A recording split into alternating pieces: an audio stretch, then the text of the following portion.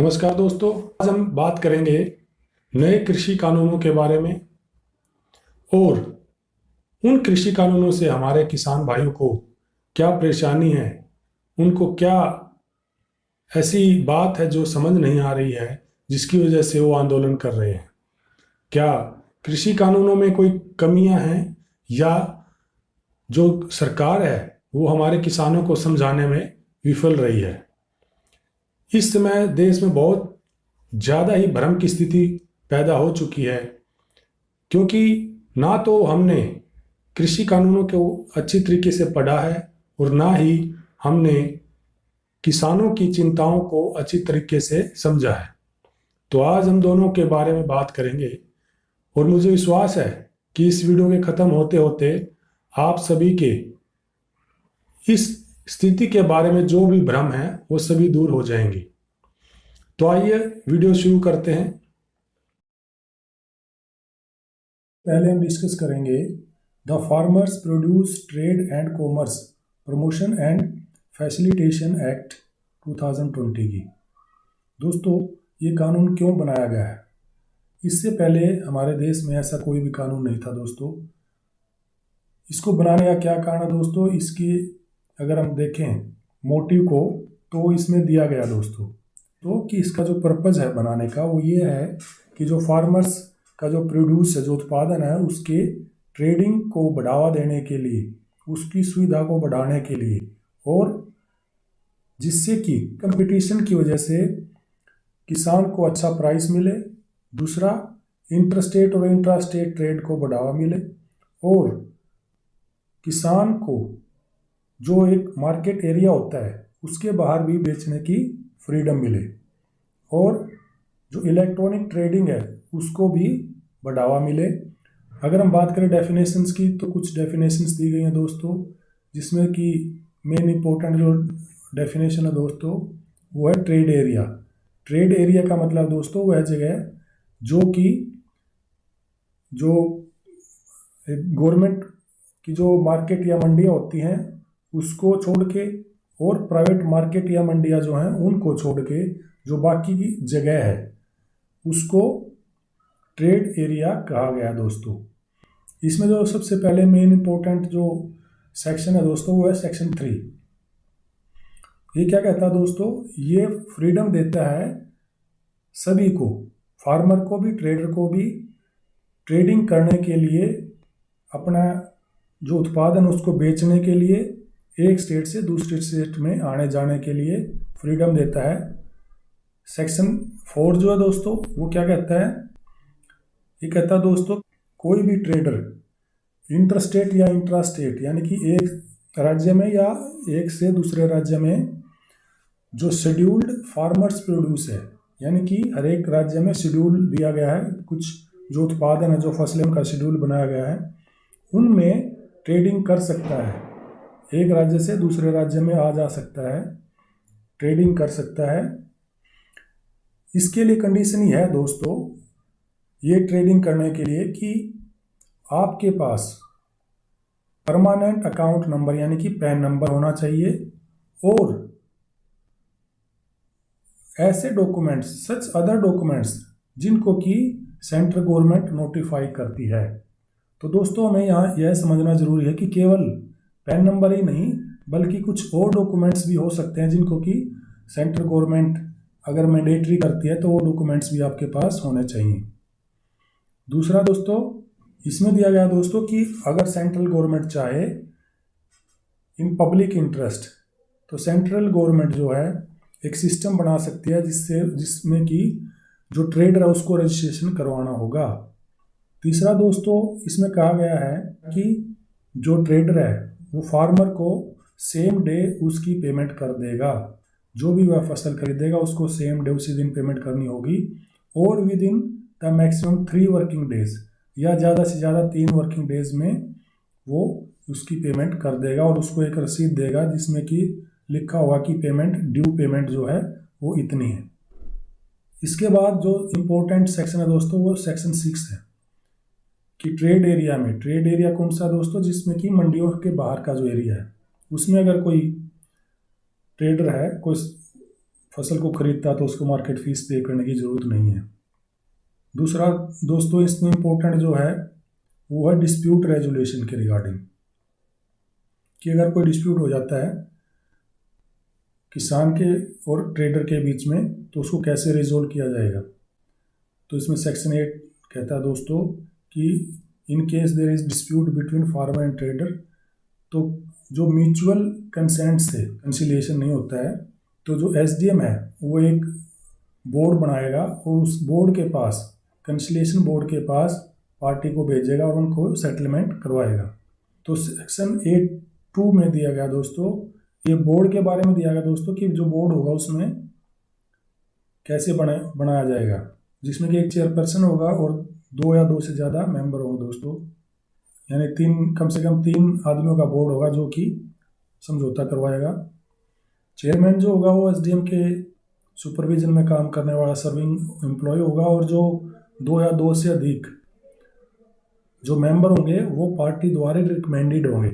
जैसे पार्टी बता सकते हैं कि हमारी तरफ से ये मेंबर बनाया जाए, तो दोनों पार्टियों की तरफ से मेंबर लिए जाएंगे और उसको डिस्प्यूट को रिजोल्व किया जाएगा।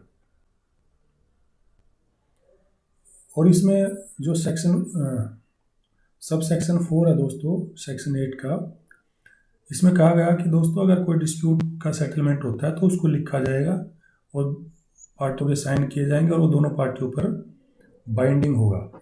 सब सेक्शन 5 में दोस्तों दिया गया है कि अगर जैसा कि सब सेक्शन 1 में अगर डिस्प्यूट रिजोल्व नहीं होता 30 दिनों में 30 डेज में, तो जो पार्टीज़ हैं वो एसडीएम को अप्रोच कर सकती हैं for the settlement of the dispute.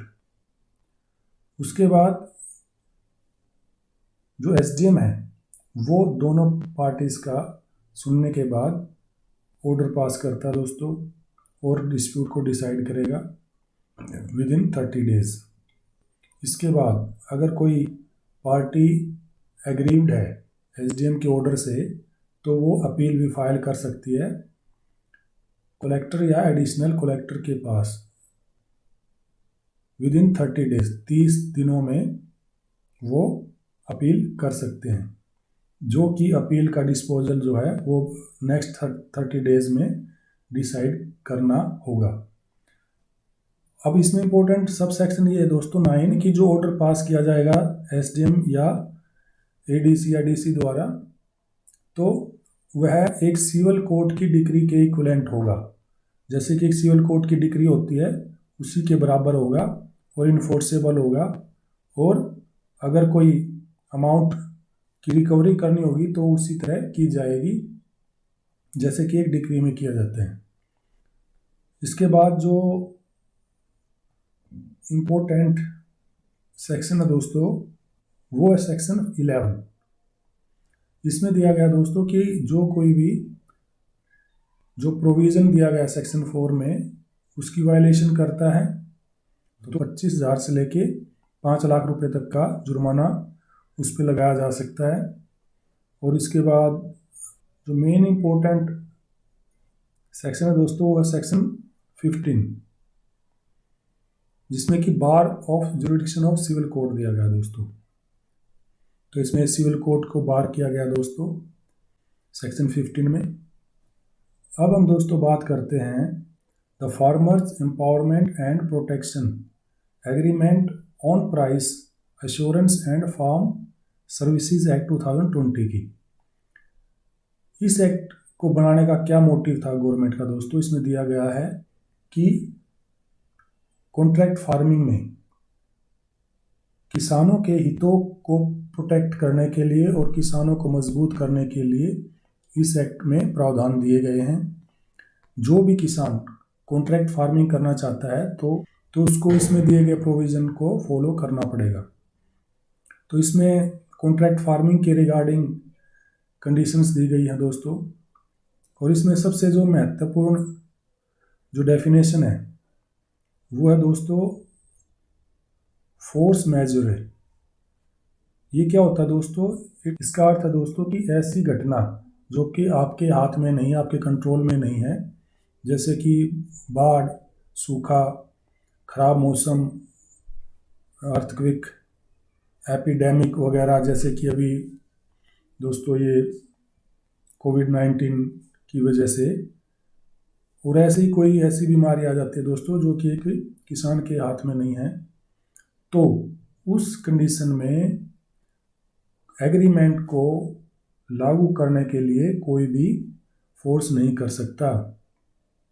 जैसा कि हमारे किसान भाइयों को डर है कि अगर वो कॉन्ट्रैक्ट फार्मिंग करते हैं और कॉन्ट्रैक्ट होने के बाद अगर फसल ख़राब हो जाती है तो किसानों को पैसा वापस करना पड़ेगा और उनकी जो ज़मीन है उसको कुर्क कर दिया जाएगा, अटैच कर दिया जाएगा। इसके रिगार्डिंग भी एक इसमें सेक्शन है दोस्तों जिसमें लिखा गया कि किसी भी इवेंट में किसान की जो ज़मीन है उसको कुर्क नहीं किया जाएगा, उसको अटैच नहीं किया जाएगा। सेक्शन 15 में दिया गया दोस्तों कि जो किसान की ज़मीन है उसके अगेंस्ट कोई भी ऑर्डर पास नहीं किया जाएगा, कोई भी कार्रवाई नहीं की जाएगी। और इसमें भी सेक्शन 19 में bar of jurisdiction of civil court दिया गया दोस्तों कि आप इसमें सिविल कोर्ट में नहीं जा सकते, कोई भी डिस्प्यूट होता है तो। इसमें भी एसडीएम के पास और अपील आप डीसी के पास कर सकते हैं दोस्तों। इसके बाद हम बात करते हैं दोस्तों जो तीसरा कानून है दोस्तों, वो है एक अमेंडमेंट है, वो नया कानून नहीं है, वो एक अमेंडमेंट है, the essential commodities amendment act 2020। ये जो एसेंशियल कमोडिटीज़ एक्ट 1955 है दोस्तों, इसमें सेक्शन जो 3 है उसमें ये एडिशन किया गया है, उसमें अमेंडमेंट किया गया है। अगर मैं बात करूँ सेक्शन 3 सब सेक्शन 1 क्या है दोस्तों, तो सबसे पहले हम देखते हैं कि जो एसेंशियल कमोडिटीज़ एक्ट है 1955, इसमें सेक्शन 3 सब सेक्शन 1 क्या है। ये दोस्तों powers to control production, supply, distribution etcetera of essential commodities. तो इस सेक्शन में दोस्तों सेंट्रल गवर्नमेंट को पावर दी गई है कि वो चाहे तो जब अगर उसको ज़रूरत लगे, नेसेसरी हो, तो वो रिस्ट्रिक्शंस लगा सकती है। अब इसमें एक चीज़ और ऐड की गई है, ये सब सेक्शन 1 है दोस्तों। इसमें अमेंडमेंट के बाद क्या ऐड किया गया मैं आपको दिखाना चाहूँगा। ये है दोस्तों सेक्शन 1A। तो इसमें दिया गया है दोस्तों कि ये जो आइटम है फूड स्टफ वगैरह, दालें, अनाज वगैरह, इनको सेंट्रल गवर्नमेंट नोटिफाई करके ऑफिशियल गजट में इनको रेगुलेट कर सकती है ओनली अंडर एक्स्ट्राऑर्डिनरी सर्कमस्टांसिस, केवल असाधारण सर्कमस्टांसिस में, जैसे कि वॉर के टाइम पे, सूखे के टाइम पे, या बहुत ज़्यादा प्राइसेस बढ़ जाएं, एक्स्ट्राऑर्डिनरी प्राइस राइज के टाइम पे, या नेचुरल क्लेमिटी के टाइम पे कि कोई प्राकृतिक कोई आपदा आ जाए उस समय पर कर सकती है।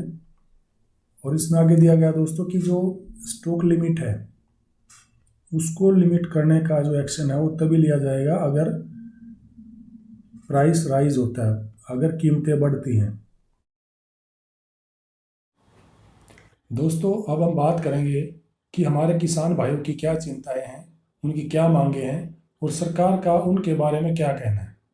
दोस्तों सबसे पहले हमारे किसान भाइयों की जो चिंता है वो यह है कि किसान की फसल खरीदने के लिए केवल एक पैन कार्ड की ज़रूरत है और किसी भी अन्य डॉक्यूमेंट की ज़रूरत नहीं है। इससे क्या होगा कि फ्रॉड होने के चांसेस ज़्यादा रहेंगे। दूसरा, इससे क्या होगा कि गवर्नमेंट के पास कोई भी रिकॉर्ड नहीं होगा कि किसने कितना स्टॉक किया, कितना परचेज किया है। इससे क्या होगा कि कालाबाजारी बढ़ेगी और महंगाई बढ़ेगी। इसके बारे में गवर्नमेंट का कहना है कि ये प्रावधान इसलिए किया गया है कि केवल पैन कार्ड होल्डर अगर कोई है तो उसका पूरा रिकॉर्ड गवर्नमेंट के पास होता है। पैन कार्ड अगर किसी को इश्यू किया जाता है तो उसका सारा एड्रेस वगैरह गवर्नमेंट के पास होता है। और अगर उसको भी अन्य डॉक्यूमेंट्स जैसे रजिस्ट्रेशन ऑफ फर्म या किसी चीज़ का रजिस्ट्रेशन के लिए अन्य डॉक्यूमेंट्स की ज़रूरत अगर गवर्नमेंट कर देती है, तो वो तो फिर वही हुआ कि कोई भी आपको एक फर्म या एक कंपनी को रजिस्टर करवाना पड़ेगा जैसे कि दूसरी कंपनियां हैं, तो वो तो एक मुश्किल प्रोसेस हो जाएगा जिससे कि सभी को ये फ़ायदा नहीं मिल पाएगा। तो ये एक आम आदमी को सुविधा देने के लिए गवर्नमेंट ने डिसीजन लिया कि जिसके पास भी पैन कार्ड है वह किसान की फसल खरीद सकता है। दूसरा, इससे क्या होगा कि स्वरोजगार बढ़ेगा, लोग अपना रोजगार इसमें ढूंढ सकते हैं। दूसरी जो चिंता सबसे बड़ी किसानों की है वो यह है कि एमएसपी केवल मंडियों में ही दिया जाएगा, मंडी के बाहर अगर कोई फसल खरीदता है तो उसको एमएसपी पे खरीदने का कोई उसकी बाध्यता नहीं है, कोई ऐसा कानून नहीं है कि उसको एमएसपी पर ही खरीदना पड़ेगा। तो हमारे किसान भाइयों का कहना है कि इस कानून में इस चीज़ को ऐड किया जाए कि एमएसपी पर ही बाहर भी, मंडियों के बाहर भी जो भी किसान की फसल खरीदेगा वो एमएसपी से कम दाम पर नहीं खरीदेगा। सरकार का कहना है कि एमएसपी केवल मंडियों के लिए निर्धारित की गई है, मंडियों के बाहर किसी भी प्राइवेट एजेंसी को या कंपनी को या व्यक्ति को गवर्नमेंट ऐसा कानून नहीं बना सकती कि आपको इससे कम रेट पर फसल नहीं खरीदनी है। उसका कारण यह है कि कई बार किसान की कुछ फसल जो कि हल्की क्वालिटी की होती है तो उसको एमएसपी पर खरीदना मुश्किल होता है, तो उसको थोड़ा कम रेट में भी किसान बेच सकता है। अगर ये कंडीशन कर दी जाए कि एमएसपी से कम पे नहीं खरीदी जाएगी तो उसकी फसल कोई भी नहीं खरीदेगा और वो उसको किसान को लॉस होगा। दूसरा, अगर किसान एमएसपी पर बेचना चाहता है तो उसको मंडी में जाके बेचना होगा। इससे क्या हुआ कि मंडियां भी चलती रहेंगी। अगर कोई एमएसपी पे बेचना चाहता है तो वो मंडी में जाए, मंडियों में तो एमएसपी लागू है। तो इससे क्या हुआ कि कुछ लोग एमएसपी पर बेचने के लिए मंडियों में जाएंगे, कुछ लोग अपना बाहर भी बेच सकते हैं। अगर उनकी कोई दिक्कत है, अगर उन्हें कोई परेशानी है जिसकी वजह से वो मंडियों में नहीं जा सकते, तो वो अपना मंडियों से बाहर कम रेट में बेच सकते हैं, वो उनकी मर्जी है। इसके बाद जो हमारे किसान भाइयों की जो एक चिंता है वो ये है कि मार्केट फीस ना लगने के कारण, मंडियों में मार्केट फीस लगेगी, मंडियों के बाहर मार्केट फीस नहीं लगेगी। तो इससे क्या होगा, मंडियां बंद हो जाएंगी। क्योंकि अगर सभी किसान मंडियों के बाहर बेचेंगे तो एक दिन ऐसा आएगा कि मंडियों में कोई लेके नहीं जाएगा, तो मंडियों का संचालन का खर्च कि सरकार उठा नहीं पाएगी और वो ये कहेगी कि भी क्योंकि कोई सरकार की इनकम नहीं है मंडियों में तो इनको चलाना मुश्किल है, तो इसलिए वो उनको बंद कर देंगे। किसानों की सबसे बड़ी चिंता ये भी है। इसके जवाब में सरकार जो कहती है वो कहती है कि मार्केट फीस मंडियों में लागू है, मंडियों के बाहर मार्केट फीस इसलिए नहीं लगाई गई है ताकि किसान की फसल की कीमत ज़्यादा मिल सके। मंडी फीस उनको देनी होती है जो मंडी की सुविधाओं का इस्तेमाल करते हैं। अगर कोई मंडी में गया ही नहीं, उसकी मंडी की सुविधाओं का इस्तेमाल ही नहीं किया, तो वो मंडी की फीस क्यों देगा? तो मंडी के बाहर मंडी फीस नहीं लगाई जा सकती लीगली। इसके बाद जो हमारे किसानों की जो चिंता है वो ये है कॉन्ट्रैक्ट फार्मिंग के रिगार्डिंग। हमारे किसान कहते हैं कि कॉन्ट्रैक्ट फार्मिंग की वजह से जो किसान है वो बड़ी बड़ी कंपनियों का गुलाम हो जाएगा। अगर किसान की फसल खराब हो जाती है तो उसकी ज़मीन बेचकर कंपनी को पेमेंट की जाएगी। जबकि सरकार का कहना है कि कॉन्ट्रैक्ट फार्मिंग आपकी इच्छा पर निर्भर करती है, ये कोई मैंडेटरी नहीं है कि इस कानून के आने के बाद किसानों को कॉन्ट्रैक्ट फार्मिंग करनी ही पड़ेगी। ये आपकी मर्जी, आप करना चाहें करें, नहीं करना चाहें तो जैसे आप कृषि करते आ रहे हैं वैसे करते रहें। अगर आपको लगता है कॉन्ट्रैक्ट फार्मिंग में फ़ायदा है तो आप कॉन्ट्रैक्ट फार्मिंग करें। और क्योंकि इससे पहले कोई भी ऐसा कानून नहीं था जिसमें कि किसानों के हितों के लिए कोई कॉन्ट्रैक्ट फार्मिंग के रिगार्डिंग उनके हितों को बचाव करने के लिए कोई कानून नहीं था, इसलिए गवर्नमेंट ने उनको सुरक्षा देने के लिए इस कानून का बनाया है।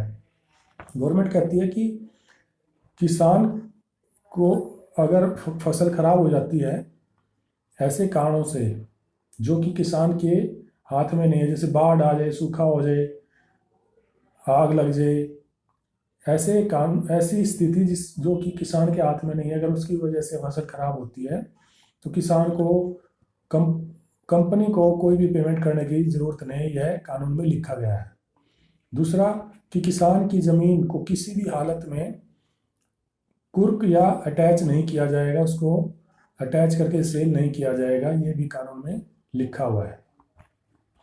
इसके बाद हमारे जो किसान भाई हैं वो कहते हैं कि कानून किसानों से चर्चा किए बिना बनाया गया है, जल्दबाजी में बनाया गया है, यह किसानों के हितों के खिलाफ है और इसे वापस लिया जाना चाहिए। जबकि गवर्नमेंट का ये कहना है कि इसको इसलिए जल्दी से बनाया गया था क्योंकि ये किसानों के हित में था और आने वाली फसल जब आएगी तो उसका फायदा किसानों को मिल सके, इसलिए समय को बचाने के लिए सरकार ने इसको जल्दबाजी में पास किया था और इसको कानून बनाया था। इसके बाद हमारे जो किसान भाई हैं उनका ये कहना है कि यह कानून तो पूंजीपतियों के हित में है। सरकार इस बारे में बिल्कुल चुप है, सरकार इस बारे में कोई भी जवाब नहीं देती है कि वह उनके हित में है या नहीं है, जबकि यह कानून उनके भी हित में है। तभी कोई भी पूंजीपति इस कानून का खिलाफत नहीं कर रहा है, कोई भी इसके विरोध में कोई बात नहीं कर रहा है, लेकिन सरकार भी इस बात पे चुप्पी साधे हुए कि यह पूंजीपतियों के हित में नहीं है, जबकि ये क्लियर शो करता है कि पूंजीपतियों को भी इससे कानून से बहुत फायदा है